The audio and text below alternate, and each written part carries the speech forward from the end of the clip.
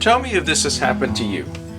You drive your car over to a park and ride, and that's because you get a nice discount for parking there, and you're going to take the airplane and you're going to be away for a couple of days, maybe a week, and you're just going to a park and ride and you're just going to park your car there.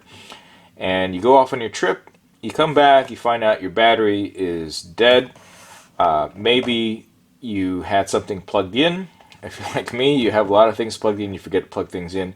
Or your battery is just, marginally, it's maybe 2 years old. It's not quite time to completely replace it yet.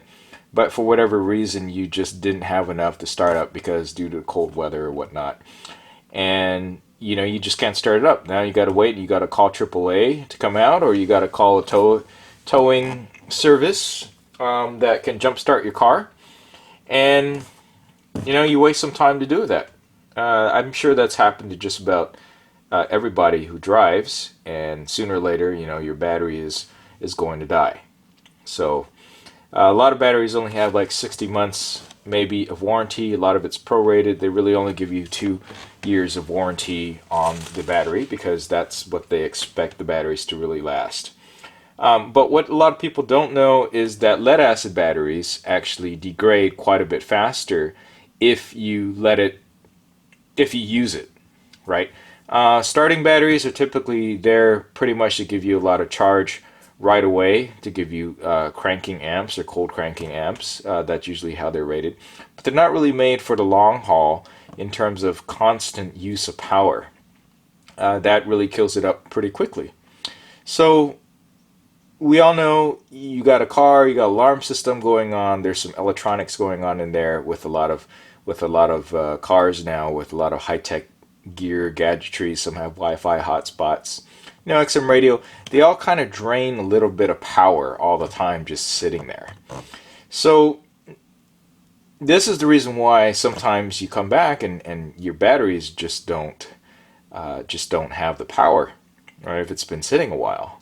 Especially if it's a little bit of an older battery. So one way to prevent that is, or to extend the life of your battery, is to get a trickle charger and make sure that your battery stays at the maximum level at all times if possible. That's the way lead acid batteries work. They work a lot better when you don't discharge them past a certain amount. If you don't discharge them past like 50% on a constant basis, they will tend to last longer. So the other way is to here, and the reason why I bring this up is because here we have the Coleman 3.5 watt 12 volt battery trickle charger. But what's special about this versus other trickle chargers, this will work with any car 1996 and newer that has an OBD2 connector. You might ask, well, what is an OBD2 connector? It's actually a data port that is found in all cars after 1996 with the exception of some Teslas. That allows you to communicate, or allows it to communicate. It's a diagnostics port that allows you to go and communicate and send out data from this data port. Think of it like a universal serial bus port type of thing.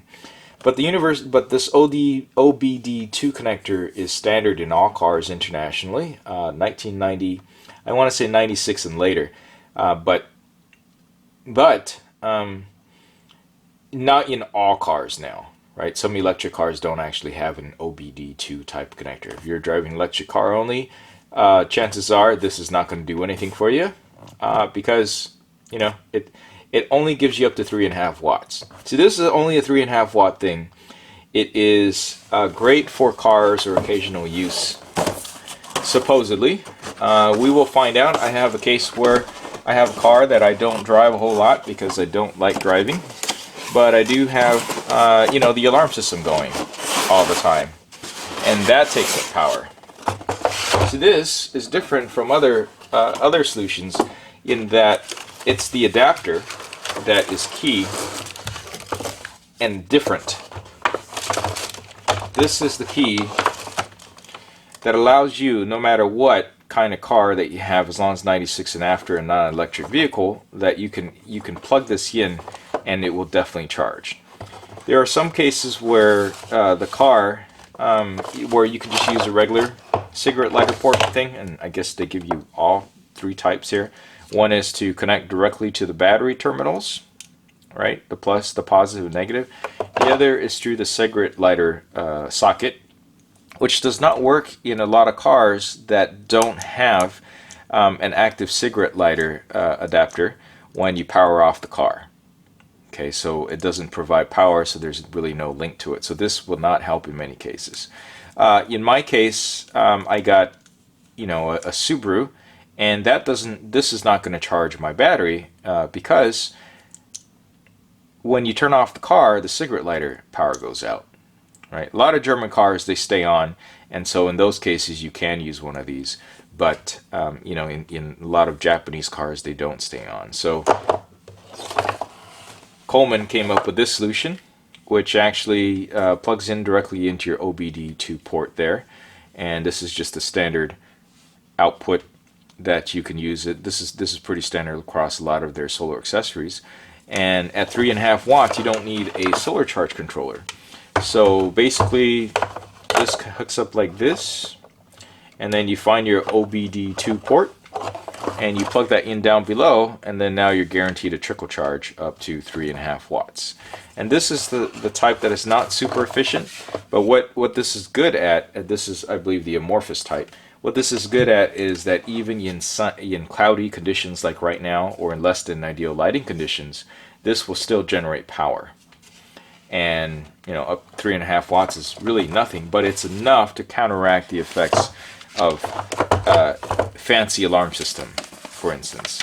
I know it's not going to be enough to really power your Wi-Fi hotspot if you choose to keep that on all the time, but you know, it's enough to minimize the drain such to the point that that you'll be all right if you come back a week later or 2 weeks later or something.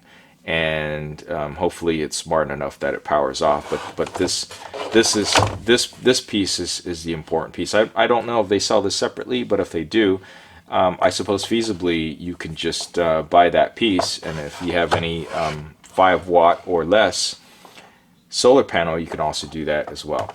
But this kit is also a nice little kit because it comes with the suction cups. And this will work, this will charge not as effectively, but still alright through the windshield. And I know this because I have other Coleman amorphous solar panel chargers that actually work through even through the windshield of many vehicles. Obviously this is better through the windshield in the front. Especially if you have tinted windows, it's not going to be as efficient. But 3.5 watts, you know, is really minimal. I'm pretty confident that this will produce that for me. So I'm going to go ahead and plug this into the car, and not worry as much about the battery, or extending the life of the battery, I should say.